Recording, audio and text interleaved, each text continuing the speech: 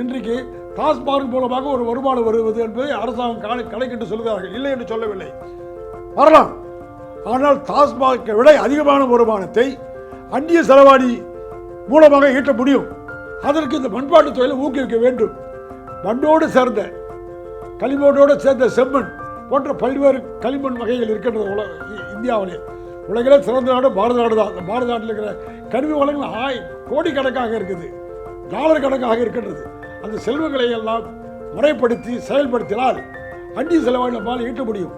மண்பாட்டு தொழிலை ஊக்குவித்தால் அழகிய பொம்மைகள், புறாக்கள் இருந்து குருவிகள் இருந்து பல்வேறு அழகழகியான பொம்மைகள் எல்லாம் செய்யலாம், தெய்வ திருவுருவங்கள் எல்லாம் செய்யலாம், வீட்டு அலங்கரிக்கின்ற பல்வேறு பொருட்கள்லாம் செய்யலாம்.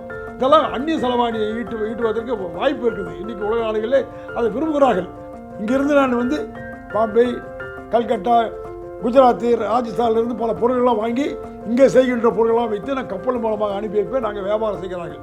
ஆக அந்நிய செலவாணி ஈட்டுவதற்கு ஏற்ற தருணம், ஏற்ற தொழில் இந்த மண்பாட்டு தொழிலும் ஒன்றுதான். ஆக துணிகள் ஏற்றுமதி செய்வதோ இல்லை மற்ற பல்வேறு மூலப்பொருட்களை இங்கிருந்து ஏற்றுமதி செய்வதன் மூலமாக கிடைக்கின்ற அந்நிய செலவாணிகளை காட்டிலும் இது போன்ற அழகிய தெய்வ திருவுருவங்களை எல்லாம் நாடு பூரா இதை எதிர்பார்க்கின்றார்கள். உலக மக்கள்லாம் எதிர்பார்க்கின்றார்கள். அதையெல்லாம் செய்யலாம். செய்வதற்கு ஏற்ற ஆற்றல் மிக்கவர்கள், கலைஞர்கள் தமிழகத்தில் இருக்கின்றார்கள், இந்தியாவில் இருக்கின்றார்கள். அதன் மூலமாக அந்நிய செலவாணி நம்ம ஈட்ட முடியும்.